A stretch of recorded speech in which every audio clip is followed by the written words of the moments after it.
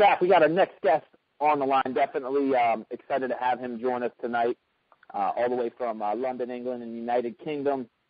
We are proud to welcome to the show right here on ATG Radio the deputy editor of Fighting Fit and of Boxing News as well. And I believe in the United States as well, there's just a new Boxing News U.S. is coming out as well. We'll ask him more about this.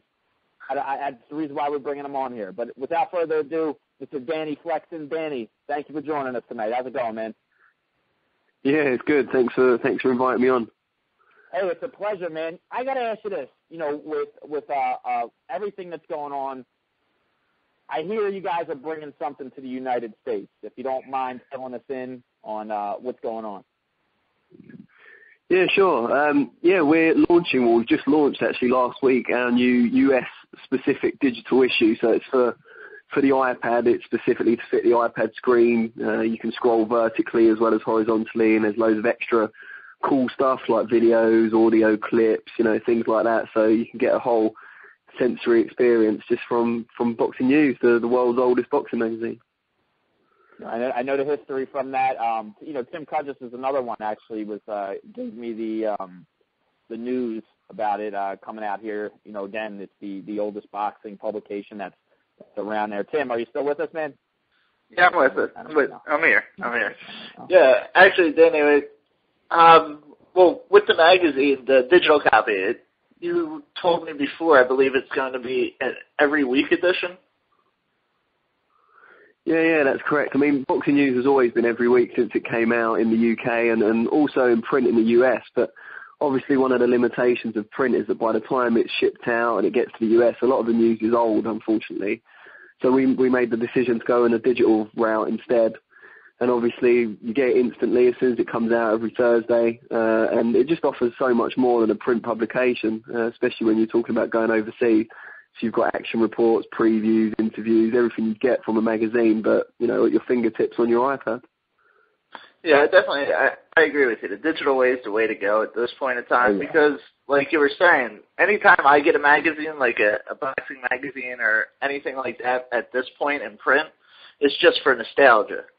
Just to hold on to that, just to remember that time and have something in print. But as far as reading it, I don't do much of like reading a Ring magazine. I already know what happened. I already know everything that's going on. Nothing's really exclusive there. But the digital way, at least you'll be able to on your iPad or whatnot and be able to read the news right then and there. So I love the idea of the Boxing News US being on a weekly digital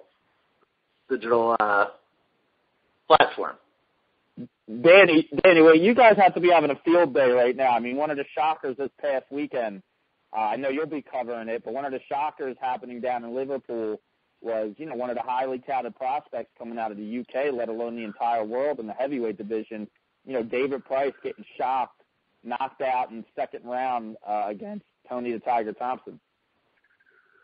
Yeah, I mean, we haven't got our asses whipped so badly by the Americans, I guess, since the War of Independence at least. So, yeah, I mean, not a great weekend for us guys over here. You've had Tony Thompson come over and upset David Price, as you mentioned. You also had Derek Rossi make it to the final of our prize fighter tournament, which was pretty good, although good old Audley Harrison managed to stop him in the final, so it wasn't a complete American walkover this weekend in the UK. But, yeah, I mean, Thompson's a great guy. I spoke to him the week before the fight. We had an interview with him in the magazine. Really nice guy. He's overcome a lot of stuff in his career. He didn't sound convinced he was going to win the fight. That's the interesting thing. He was saying that, David Price would be a good measuring stick for him to show if he still had it after it looked like he'd regressed with the two Klitschko fights because obviously he lasted a lot longer and put up more of a performance in the first fight than the second. So it looked like he was going backwards. But he's really reaffirmed himself, and it only took one shot. I mean, he didn't really look in the fight before that shot. I agree, too. And you know what? I got to ask you this, man. Corrupt politics in boxing exists everywhere. It doesn't matter what country you live in. You mentioned Derek Rossi reaching the finals. I really thought his fight with him and Ian Lewison, I thought Lewison should have won that fight. Rossi, I just thought that maybe they were pushing it so Audley could win, to make it look like Audley could win. I mean, it was a dreadful fight. Every Rossi fight that entire night. But, I mean, do you think that was the case? Do you think that tournament right there was kind of tailor-made for Audley Harrison to win, that prize fighter? I'm not sure. I wouldn't say it was corrupt. I think it was advantageous, certainly, the opponents that he fought. I think, there were other people there whose styles could have given him more trouble, and it just didn't work out that way that they faced him. I don't think there was anything necessarily underhand going on, because even if you offer Audley a cakewalk of 3 eminently beatable opponents, there's still every chance he'll mess things up for himself, because Audley's history shows us he's liable to do that, unfortunately. But yeah, I mean, I think Ian Lewis has certainly got a case that he was hard done by in the semi-final. But Rossi plugged away, he's landing decent counters. Obviously, they weren't the cleanest shots in the world, so it's always going to look like he was a bit lucky. Even in his first fight, I think he got through on 2 split decisions. So, maybe a bit fortunate to get through to the final, but I don't want to take too much away from Audley. He's had a rough few years, or maybe a rough career. Looking at him, he's made a lot of money, obviously, so maybe he doesn't deserve too much sympathy. But he's had a lot of criticism from the press and from the fans. He's become kind of a figure of fun and an object of mockery in recent years.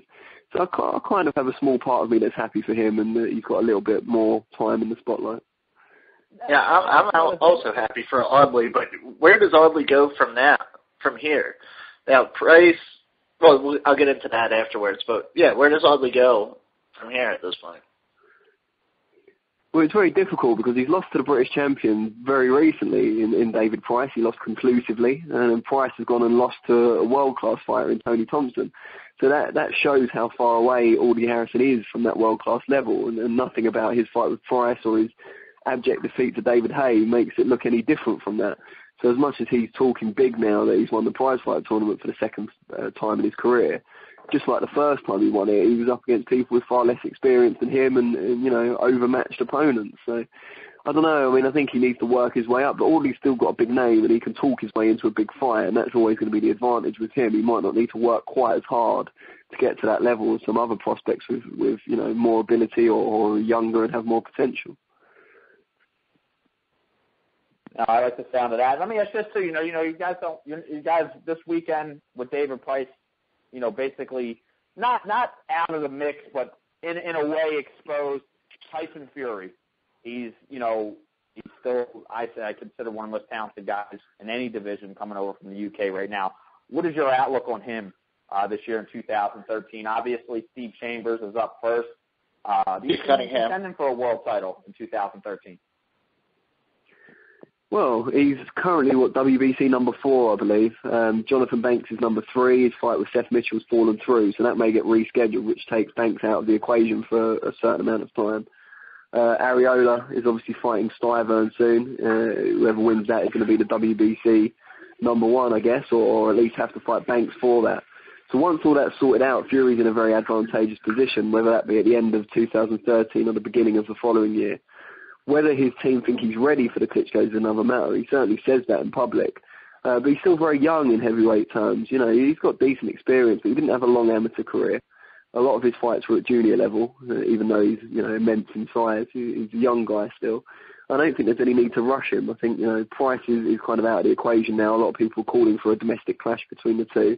That might fade a little now that Price has lost and he's looking to get his career back on track.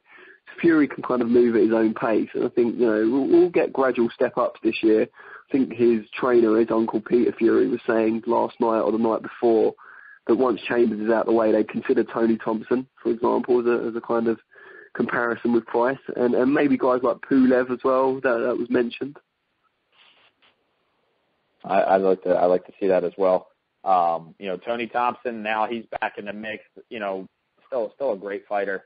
I guess you can't put him in the ring with Vladimir Klitschko. Let me ask this too: where could we find more? I mean, tell us. Obviously, we can follow you on Twitter at Danny Flexen. But where can we follow boxing news and Fighting Fit online right now? Where can the listeners and stuff follow those two? Okay, so you just mentioned my Twitter handle. I've also got an official Boxing News Twitter handle, which is at Danny F Boxing News, or at Danny F _Boxing News. And there's also at Boxing News Ed, which is our editor, Tris Dixon. He's quite prolific on Twitter. He's always got something interesting to say about the magazine and the boxing world generally. And we've got the websites for both titles as well, so it's fightingfitmagazine.com and boxingnewsonline.net, and they're both updated on a daily basis, so you can always find something interesting there. But the best way, especially if you're out in the States, is to download the Boxing News app, which you can get from iTunes or from the Boxing News website. It will link you through. If you've got a tablet, that's the best way to stay updated, because you'll get the magazine. I think it's $1.99 every Thursday, and you just get so much content. Even compared to print, you get absolutely tons and tons of stuff, exclusive content that you won't find anywhere else.